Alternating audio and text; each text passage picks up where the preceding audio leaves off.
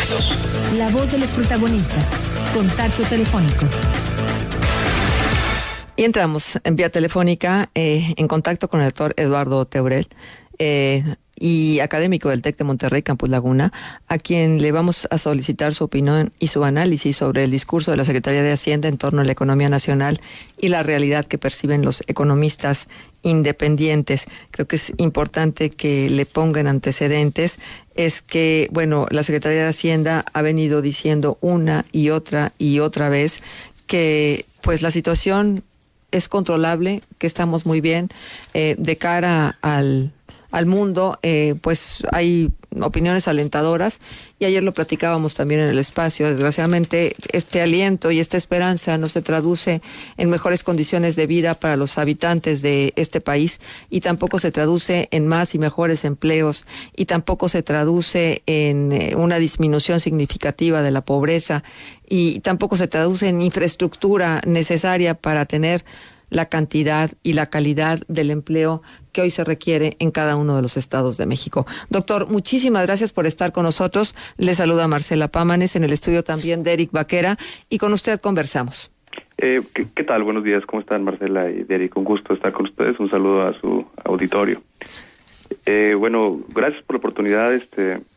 En efecto, en estos últimos días, el secretario de Hacienda pues ha salido a los medios, esto en virtud de la entrega de los precriterios de política económica para 2017, un tanto pues haciendo frente a una presión que él está encarando en torno a un tema que pues en efecto ustedes ya lo comentaron, que tiene que ver con el pobre crecimiento económico que se ha venido generando en los últimos años en México.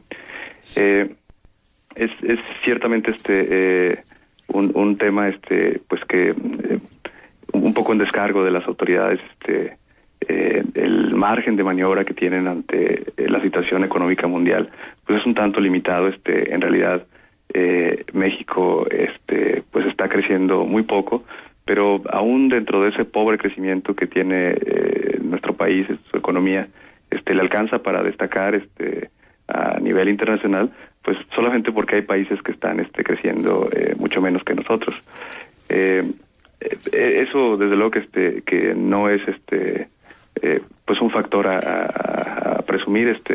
Si se compara contra otras naciones, en efecto resulta pues envidiable el crecimiento que puede tener México, pero si se compara con las expectativas que se tenían a inicio de la administración, y sobre todo si se compara con la necesidad real de crecimiento que tenemos en México, pues obviamente el dato no resulta tan alegre. Un poco la tónica de el secretario de Hacienda pues tiene que ver con el hecho de que él garantiza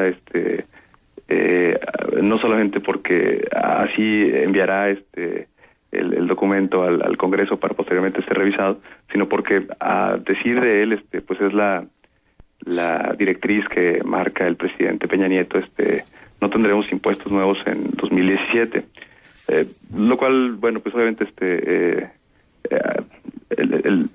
el colectivo de alguna forma lo puede llegar a agradecer, el no tener nuevos impuestos, pero en realidad a mi entender eso no marca una diferencia tan crucial, porque en realidad el nivel de afectación que tenemos en México es de por sí ya complicado, y no es en sí mismo la carga fiscal la que nos está teniendo un tanto atorados en crecimiento.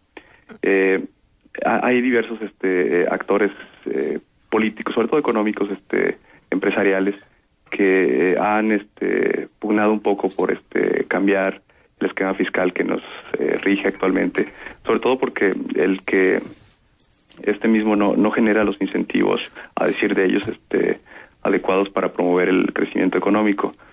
Hay voces que hablan de cambiar un poco el gran aporte fiscal que tienen la relación ISR con IVA.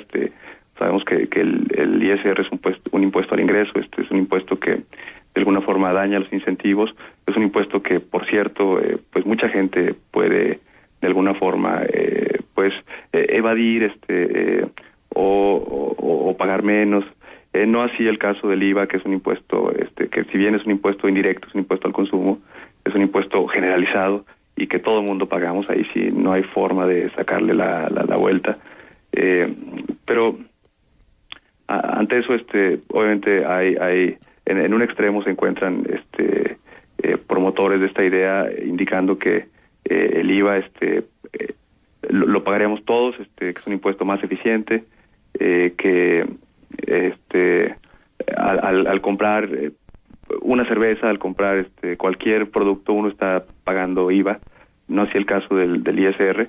El ISR tiene el tema de que, pues, para que me amplío mi negocio, para que estudie una maestría, para que abro nuevas consultas, dirá el médico, sí, eso me van a estar penalizando cada vez que yo pague impuestos.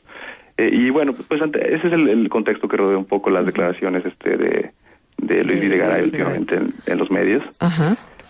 Pero bueno, más allá de eso, a mí me gustaría, si me lo permiten, plantear la situación en un tema de corto plazo, cómo está la economía en estos momentos, y sobre todo un tema más estructural de fondo que tiene que ver justamente con el tema del salario. Pues en efecto, en los últimos tiempos han sido complicados para la economía nacional, el poco crecimiento externo, los choques que han venido de fuera, propiciados por muchas razones, entre ellas pues el tema de China, el tema de los mercados internacionales, el precio del petróleo, eso desde luego que ha condicionado la política económica en México, y eso desde luego que de alguna forma sesga un poco el crecimiento hacia abajo. Pero bueno, pues ante eso han hecho su esfuerzo las autoridades en descargo un poco de ellos. Claro. Bueno, pues han sabido un poco encarar este tema complicado, pero eso, digamos que a mi entender no es en realidad el gran problema de la economía mexicana. El gran problema de la economía mexicana tiene que ver, desde mi punto de vista, con el tema de que el crecimiento económico de por sí ha sido pues escaso. Ese crecimiento no se ha traducido precisamente en un nivel adecuado de desarrollo sobre todo para clases más desprotegidas en este país, que pues la verdad es que no es un asunto menor. Claro.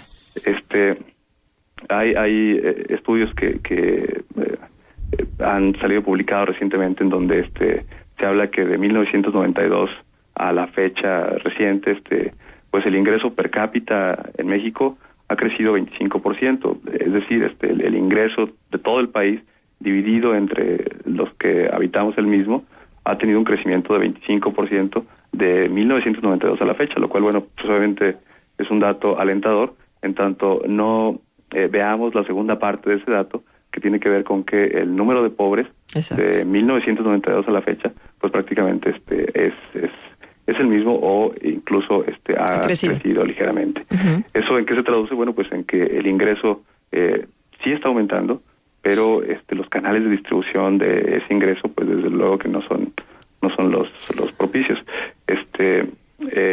El dato revelador de la distribución del ingreso en México, de que el 1% de la población más rica de este país le corresponde el 21% de los ingresos totales de la nación, pues obviamente habla de una distribución y sobre todo un aparato económico dirigido a hacer crecer más los bolsillos de la gente más rica de este país y no así de la clase media, de la clase baja. Y mira, el 1% decir el 1% de la población más rica de este país suena difícil. Alguien dirá, ¿me podré ubicar dentro de ese 1%? Bueno, aquí yo les tengo pues dos noticias. Es muy fácil ubicarse en ese 1% de la población más rica, pero al mismo tiempo es muy difícil. ¿En qué sentido lo digo? Hay de los 121 millones de personas que habitamos este país, según estimaciones recientes, solamente hay 3 millones de personas que ganan más de 5 salarios mínimos, lo cual, bueno, pues no es entiendo que es una cifra pues que no asusta a nadie, digamos, son 11,000 pesos mensuales, con ganar 11,000 pesos mensuales uno ya pertenece a quien lo haga así, ya pertenece a este muy selecto grupo de personas en México que tienen ese privilegio. Por el contrario, hay 20 millones de personas que están ganando menos de 2 salarios mínimos, lo cual desde luego que es un tema complicado, y hay 7,5 millones que ganan hasta un salario mínimo. Vaya, los criterios que después se toman pueden ser muy polémicos por esta simple situación. Tú ganas arriba de 12,000 pesos, 11,000 pesos y ya perteneces a un grupo selecto. Sin embargo, pues los profesionistas que pudieran estar en esta situación, dudo mucho que incluso ellos se sintieran cómodos o privilegiados simplemente por los gastos que para ellos representa pagar colegiaturas, transporte y darse el privilegio de 1 o 2 periodos vacacionales. Doctor, sabemos que, bueno, en las autoridades no está incidir de alguna manera muy directa en el crecimiento. Ellos deben de propiciar las condiciones precisamente para que la economía tome su rumbo y se pueda dar este crecimiento.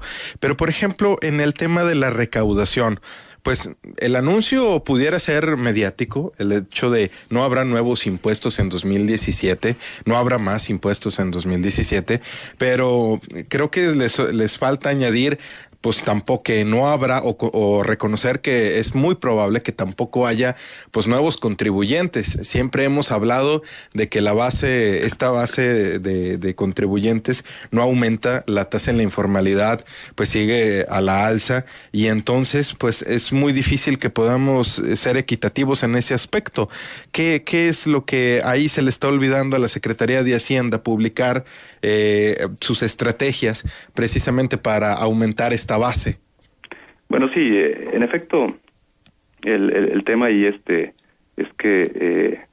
este país tiene que ser sostenido por más patas, si es que fuera una mesa, digamos. Es un país el cual poca gente lo están manteniendo a través de su pago de impuestos.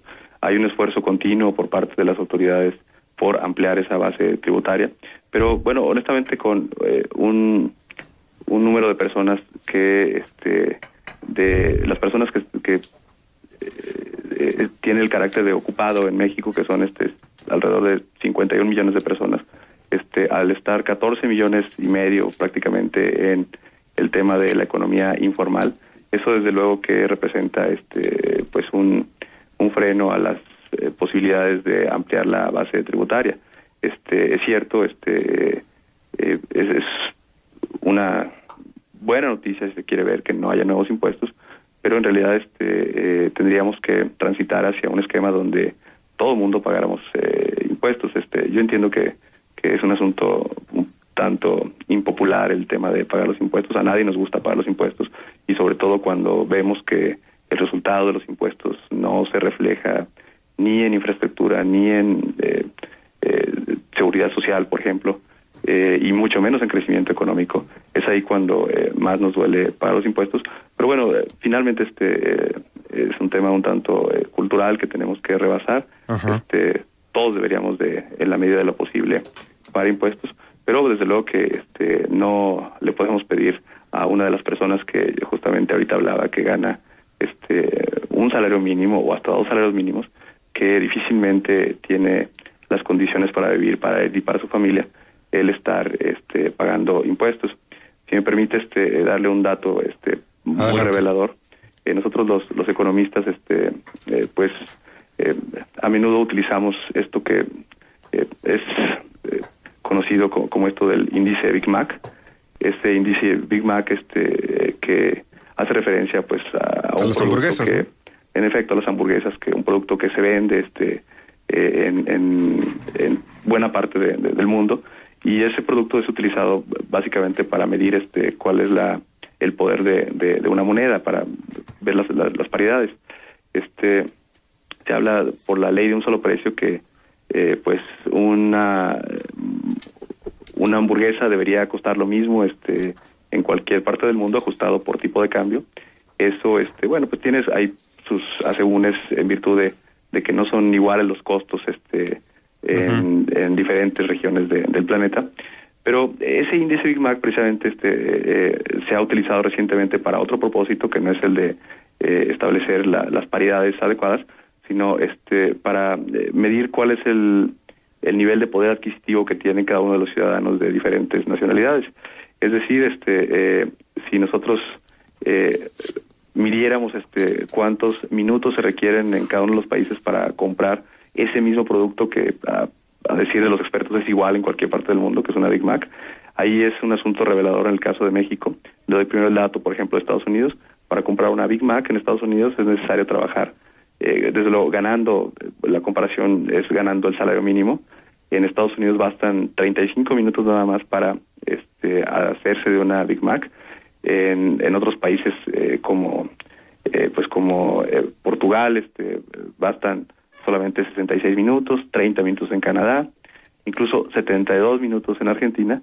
Y bueno, pues nos topamos ahí con el tema de que en México para comprar esa hamburguesa se requieren 282 minutos de estar ganando el salario mínimo. Bueno, pues tenemos que levantarnos más temprano, sin duda, para poder comer. Los mexicanos hay que trabajar más tiempo. En efecto, es en efecto en lo que se traduce eso. Así es. Y por otra parte, yo quisiera preguntarle, ¿qué expectativas debemos hacernos en el tema de Pemex? Precisamente hablaba el secretario de Hacienda, Luis Videgaray, sobre utilizar los remanentes del Banco de México para disminuir los pasivos de la deuda pública nacional, pero también se hablaba de capitalizar nuevamente Pemex, una empresa productiva del Estado que cada vez se aleja más de lo que podría representar para el desarrollo social de los mexicanos. Y ante este anuncio, pues, ¿qué podemos esperar? Sí, bueno, en efecto, si me permite hacer un breve antecedente, ¿cuáles son esos remanentes de los que se habla en esta idea? Bueno, sabemos que el Banco de México, el mandato constitucional que tiene el Banco de México es preservar el valor del dinero en nuestro país. Ese mandato, en la práctica, tiene que ver con, de alguna forma, defender el tipo de cambio, no tanto por el tipo de cambio en sí mismo, porque ese no es un mandato, sino porque una elevación súbita en el tipo de cambio sí puede afectar los niveles de inflación, y eso desde luego que sí es trabajo del Banco de México. Así que el Banco de México lo que hace es, cuando tiene estas presiones, bueno, pues es salir al mercado a vender. En el pasado muy reciente había una regla clara que el mercado de plano ya no respetaba, porque le encontró la forma de cómo especular contra el peso de manera muy muy sencilla. A partir el punto más complicado del tipo de cambio fue que el Banco de México cambió su forma de intervenir. Ahora es una intervención sorpresiva, en la cual consiste básicamente en tomar dólares de las reservas que el Banco de México tiene y salir al mercado a venderlas a cambio de pesos. Eso hay quien dice pues que es prácticamente un regalo del Banco de México el estar dilapidando los dólares de la reserva, pero no olvidemos que el balance del Banco de México está en pesos mexicanos, y en el momento en que es muy sencillo, es como cualquier comerciante que compra zapatos baratos y los vende caros, ese es un negocio. Igual en el caso del Banco de México, esos dólares que en esos momentos de tipo de cambio muy alto, imaginemos un nivel de 19 pesos por dólar, son dólares que está vendiendo a 19 pesos y que en su momento le costaron 13 pesos, 14 pesos. Así que el Banco de México está obteniendo a partir de esa transacción una ganancia. El Banco de México no está para acumular ganancias, no es una entidad que busque de alguna forma el lucro. Así que esos recursos, bueno, pues de alguna forma los tiene que utilizar. Tampoco pueden servir para fortalecer las reservas, porque esos recursos que está teniendo son en pesos y las reservas son en dólares. Así que algún fin deben tener esos excedentes que está teniendo el Banco de México. Y bueno, pues obviamente el fin más claro pues es contribuir un poco con el gobierno federal a través de canalizar esos recursos a Hacienda. Aquí pues digamos hasta hace poco esos recursos podrían ir a Hacienda, y Hacienda, bueno, podría hacer casi lo que quisiera con ellos a partir de una directriz que marcó el presidente. Ahí sí hay que decirlo con toda claridad, esos recursos pues no podrán ser utilizados en otra cosa que no sea el pago de deuda, lo cual, bueno, pues es obviamente una buena noticia. La mala noticia es que pues el tema de la deuda en los últimos años pues ha crecido mucho, así que por un lado la actual administración tiene el atino de destinar esos recursos a deuda, pero la mala noticia es que en efecto es deuda que de alguna forma ellos han hecho crecer en buena medida. No es volviendo al tema de Pemex, no es un recurso que se vaya a destinar a Pemex, así lo han declarado incluso el propio secretario de Hacienda. No tendría por qué ser así, son recursos que van más allá de una empresa que es cierto es de todos los mexicanos, es una empresa que tiene un tema muy complicado, no solamente con los problemas estructurales que tradicionalmente tiene Pemex, sino bueno, pues con el entorno adicional de la apertura a nuevas empresas y sobre todo con los precios del petróleo pues bajos. Eso en el corto plazo desde luego que es benéfico para Pemex. Imagínense si las gasolinas hoy en día pues son caras relativamente en México en virtud de los precios internacionales del petróleo. Hay un cartón muy ilustrativo en donde hay un automovilista que llega a la gasolinera y está el despachador, en este caso es Hacienda, y pues el flujo de gasolina va al revés, va del carro hacia Hacienda y todavía el personaje de Hacienda dice lleno, por favor, en el sentido de que somos los mexicanos que pagamos gasolina quienes en estos últimos meses estamos de alguna forma pues financiando a Pemex y al sector público en general a partir de un pago de gasolinas caro. Pues en efecto vienen tiempos complicados para Pemex. Es un asunto que esto es entiendo que es un tema muy polémico. Hay posturas a favor, hay posturas en contra. Hay quien dice que es el principio del resquebrajamiento de Pemex ahora que viene la apertura. Hay quien dice que no podemos, aún con precios del petróleo bajos, dilapidar el recurso nacional. En fin, es un tema complicado. A saber, cada quien tendrá sus conclusiones de si le ha reportado o no un beneficio considerable el ser dueño de esa pequeñita parte que nos corresponde como mexicanos de la empresa petrolera. Doctor, y para terminar, porque tenemos solamente un minuto, Sí. La verdad de las cosas es que nos preguntamos, ¿hasta cuándo vamos a ver los resultados de las reformas? ¿Habrá la posibilidad de que toda esta esperanza que se suscitó a partir de la generación de las reformas estructurales que se dieron en este país pueda aterrizar y bajar a la cotidianeidad de los mexicanos? Miren, el tema ahí es que solamente con crecimiento y nada más que con crecimiento y además con un crecimiento que sea equitativo, que sea bien distribuido, es como podremos llegar a percibir que hasta muy acá abajo se percibe una mejoría. Justamente las reformas tienen esa finalidad de hacer que el país crezca. Debo decir que pues el ímpetu que había al inicio de las reformas poco a poco se ha ido desgastando con el tema internacional, con la caída en los precios del petróleo, por ejemplo, con la debilidad de la economía global, y eso bueno pues obviamente no nos da como conclusión noticias muy alentadoras. Bien, pues muchísimas gracias, doctor Eduardo Teurel, académico del Tecnológico de Monterrey, Campus Laguna, por estar con nosotros en Contextos. Al contrario, es un privilegio. Gracias, hasta pronto.